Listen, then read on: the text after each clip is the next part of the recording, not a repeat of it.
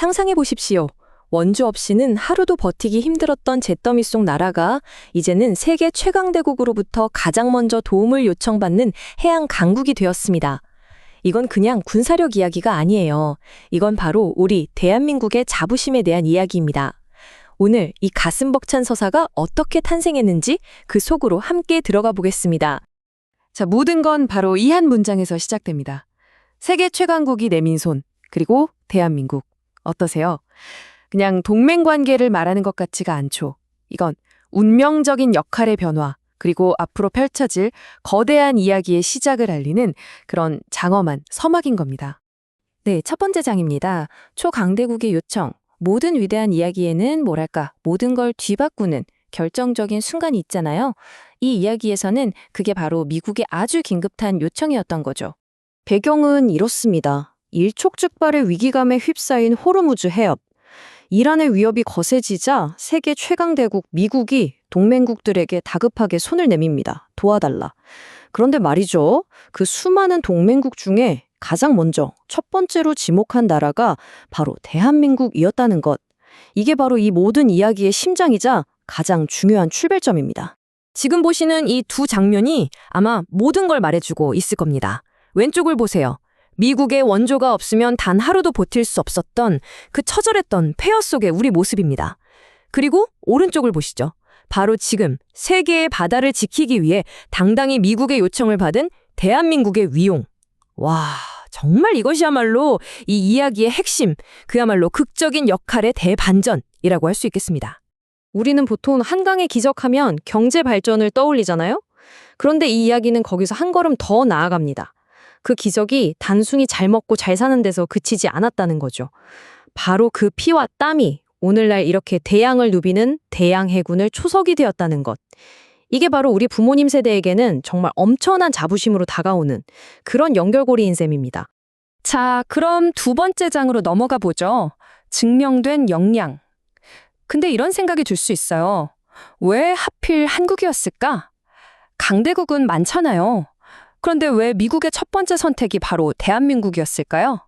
이제 그 이유를 한번 깊이 파고들어 보겠습니다. 네, 바로 이 질문입니다. 왜 한국인가? 이 질문 하나가 이야기의 흐름을 완전히 바꿔놓습니다. 이건 단순히 파병을 요청했다가 아니라 대한민국이 왜 선택받을 수밖에 없었는가에 대한 아주 근본적인 물음인 거죠. 그리고 그 답은 아주 명확합니다. 바로 실전에서 증명된 능력, 그것 때문이었습니다. 그 답이 바로 여기에 있습니다. 이건 뭐 책상 위에서 나온 이론 같은 게 아니에요. 전부 피로 증명된 실전의 결과물입니다. 소말리아 해적들을 완벽하게 소탕했던 아덴만 여명 작전, 그리고 단 한 치의 오차도 허용하지 않는 우리 첨단 레이더 기술, 심지어 동맹국인 미국조차 혀를 내두를 정도의 그 압도적인 전투력까지. 이것들이 바로 왜 대한민국인가에 대한 대답인 겁니다.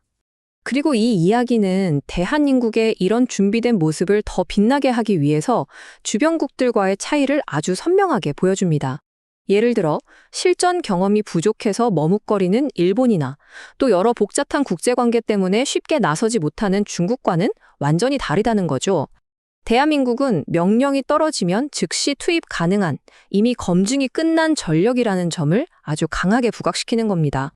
그러니까 바로 이런 말이 나올 수 있는 겁니다. 증명된 압도적 실전 능력. 이건 그냥 잘한다는 칭찬이 아니에요. 이건 대한민국 해군이 그 누구와도 비교할 수 없는 세계 최고 수준의 독보적인 자격을 갖춘 존재라는 일종의 선언과도 같은 겁니다. 이제 이야기의 세 번째 장입니다. 잿더미에서 방패로. 아마 이 이야기에서 가장 가슴 뭉클해지는 부분이 아닐까 싶은데요. 우리의 처절했던 과거와 눈부신 현재를 가로지르는 그 극적인 역사의 순간을 이제 마주할 시간입니다. 한번 떠올려 보십시오. 불과 반세기 전 우리는 전쟁으로 모든 것이 파괴된 잿더미 위에서 미군이 나눠주는 구호물자를 애타게 기다리던 나라였습니다. 하지만 오늘날의 우리는 어떻습니까? 우리 손으로 직접 만든 최첨단 구축함으로 전 세계의 바닷길을 지키는 나라가 되었습니다. 폐허 속의 수혜자에서 세계의 수호자로. 이것이 바로 우리가 걸어온 그야말로 기적과 같은 여정입니다. 그리고 놀라운 건 이 모든 기념비적인 변화가 불과 50여 년이라는 역사적으로 보면 정말 눈 깜짝할 사이에 일어났다는 사실입니다. 이건 단순한 성장이 아니죠. 이 이야기는 분명히 말합니다. 이건 우리 부모님 세대의 희생이 만들어낸 위대한 기적이라고요. 네, 이 이야기는 한치의 망설임도 없이 분명하게 말합니다. 이 기적적인 변화의 공은 바로 우리 아버지 그리고 어머니 세대의 피와 땀 그리고 눈물 덕분이라고 말이죠. 이건 그분들의 인생 전체를 바친 노고에 대한 가장 진심 어린 존경이자 감사의 표현인 겁니다. 그리고 마침내 이 모든 이야기는 이 한 문장으로 완벽하게 요약됩니다. 잿더미에서 세계 평화의 방패로. 우리는 더 이상 전쟁의 아픔을 간직한 희생자가 아닙니다. 이제는 국제 질서를 지키는 그 누구보다 굳건한 평화의 방패가 된 것입니다. 자, 이제 마지막 장입니다. 대양을 호령하다. 과거의 기적을 발판 삼아 이제 대한민국이 앞으로 그려나갈 더 원대한 미래의 비전을 향해 힘차게 나아갑니다. 이제 대한민국은 더 이상 세계의 흐름에 그저 따라가기만 하는 주변 국가가 아닙니다. 수동적으로 반응하는 나라가 아니라 세계의 안정과 평화를 우리 스스로 만들어 나가는 그런 주도적인 힘이 된 것이죠. 이것이 바로 오늘날 대한민국의 새로운 위상입니다. 그리고 바로 이 지점에서 우리가 처음에 이야기했던 한강의 기적서사가 드디어 완성됩니다. 우리 해군이 지키는 이 바닷길이 곧 세계 경제의 혈맥을 지키는 평화의 길이 된다는 것, 군사력이 곧 경제력으로 그리고 세계에 기여하는 힘으로 이어진다는 이 메시지야말로 이 기적서사의 화령점정이라고 할 수 있겠죠.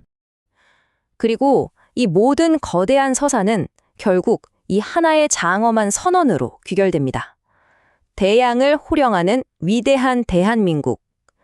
과거 역사가 말했죠. 바다를 지배하는 자가 세계를 지배한다고. 이제 그 주인공은 바로 우리 위대한 대한민국입니다. 자, 이렇게 가슴 벅찬 이야기를 쭉 따라오다 보니 우리는 마지막 질문에 다다르게 됩니다. 군사적 역량이 커진 만큼 이제 세계 무대에서 대한민국의 책임은 어떻게 변해야 할까요?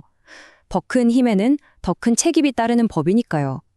이것은 바로 오늘을 살아가는 우리 모두가 함께 고민하고 답을 찾아야 할 우리의 미래이자 과제일 것입니다.